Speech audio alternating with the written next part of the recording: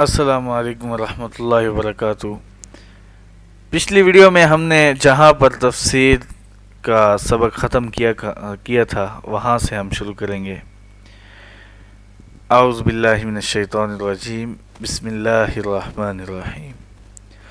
حروف مقطعات کا معنی، مقطع کا مفہوم آپ اس طرح سمجھیں کہ کسی لفظ کو اختصار کے ساتھ لکھنے اور بولنے کے لیے اس سے ایک حرف الگ کر لیں اور وہ حرف لکھ کر بول کر وہ لفظ مراد لیں، جیسے کہ مثال نمبر 1 حضرت مولانا سرفراز خان صفدر رحمہ اللہ نے جو دی ہے۔ نمبر 1 مردم شماری کا نمبر لکھتے ہوئے تو اس طرح لکھ دیتے ہیں میم شین نمبر 100، مردم سے میم لے لی اور شماری سے شین لے لی اور میم شین نمبر 100، اس سے مراد مردم شماری نمبر 100 ہے۔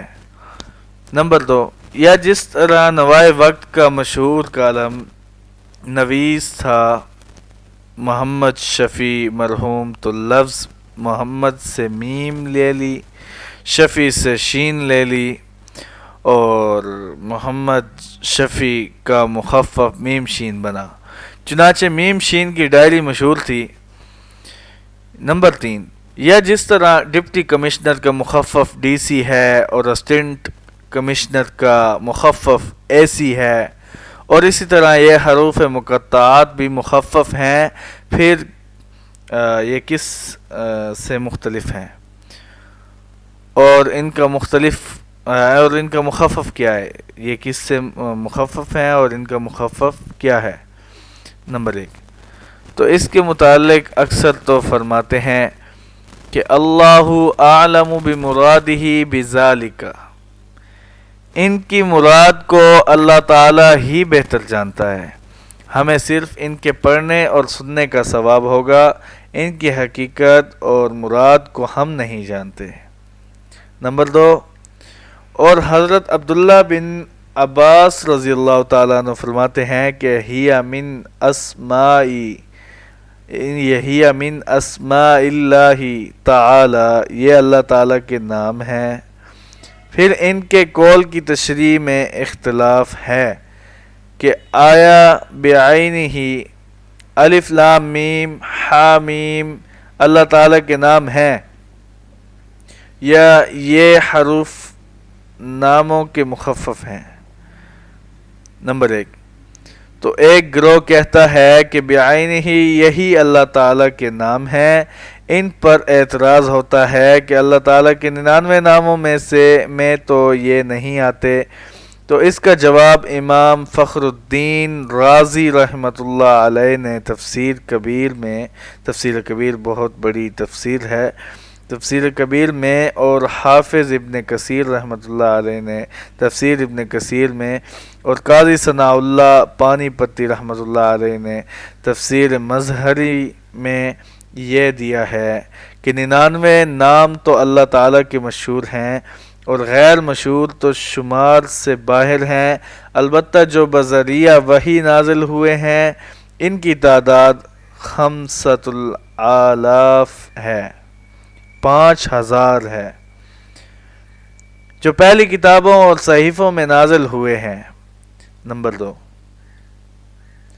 دوسرا اگر وہ کہتا ہے کہ دوسرا گروہ کہتا ہے کہ یہ حروف بعینہ ہی نام نہیں ہے بلکہ ناموں کے مخفف ہیں، مثلا الف مخفف ہے اللہ سے اور لام مخفف ہے لطیف کا، اور اللہ جو اللہ تعالیٰ کی صفتوں میں سے ایک صفت ہے، ذاتی نام تو اللہ جل جلالہ ہے، باقی سب صفاتی نام ہیں، جیسے رحمان ہے، رحیم ہے، جبار ہے، وکیل ہے۔ عملیات کا علم جاننے والے بتاتے ہیں کہ جس مرد کو مرد یا عورت کی شادی میں رکاوٹ ہو تو وہ یا رحیم یا کریم یا لطیف کا وظیفہ کرے، رکاوٹ دور ہو جائے گی۔ طریقہ وظیفہ یہ ہے کہ جس نے وظیفہ کرنا ہے وہ اپنے نام اور اپنی والدہ کے نام کے عدد نکالے، اس عدد کے برابر ان تینوں لفظوں کو کسی ایک نماز کے ساتھ 41 دن پڑھے، انشاءاللہ تعالی مسئلہ حل ہو جائے گا۔ نواز بلوچ گجرانوالہ۔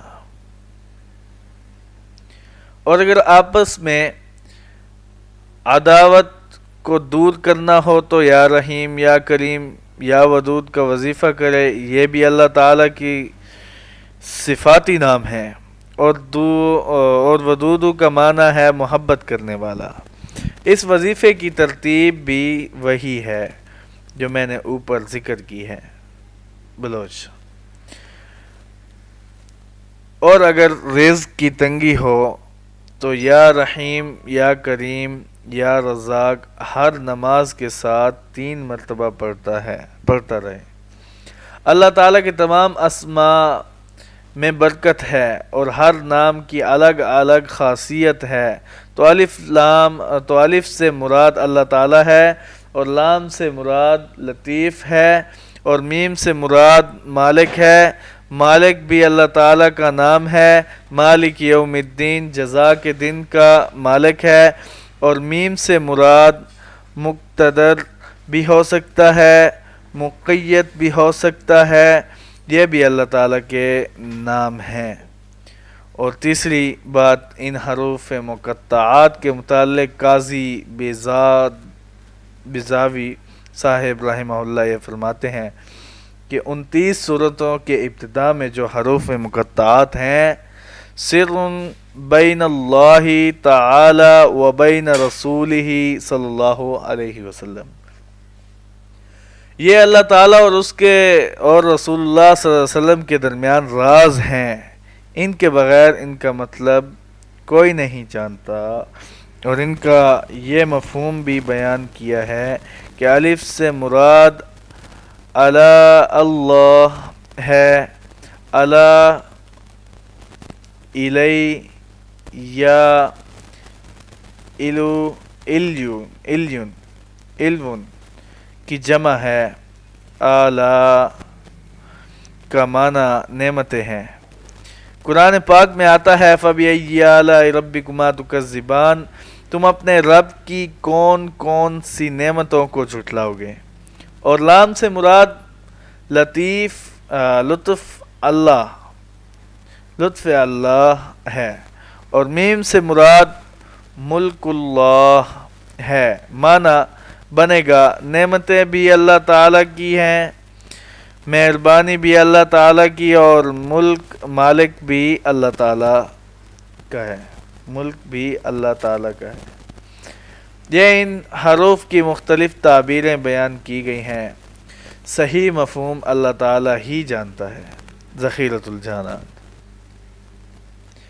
ذالک الکتاب، یہ کتاب جو ہمارے سامنے موجود ہے، لا ریب فیہ، اس میں کوئی شک نہیں ہے کہ یہ اللہ تعالیٰ کی کتاب ہے، اور منبع رشد و ہدایت ہے، اور اس کی ہر بات حقیقت پر مبنی ہے۔ اس پر بظاہر یہ سوال ہوتا ہے کہ شک کرنے والوں نے تو قرآن کریم پر شک کیا، چنانچہ خود قرآن کریم میں موجود ہے۔ نکالو اسی پارے کا 3 رکوع، اس کی 2 آیت دیکھو۔ ایسا میں اس لیے کرتا ہوں تاکہ تم صرف سنو ہی نہیں بلکہ خود دیکھو کہ تمہیں کچھ شدبد حاصل ہو جائے۔ وَإِن كُنتُمْ فِي رَيْبٍ مِّمَّا نَزَّلْنَا عَلَىٰ عَبْدِنَا فَأْتُوا بِسُورَةٍ مِّن مِّثْلِهِ، اور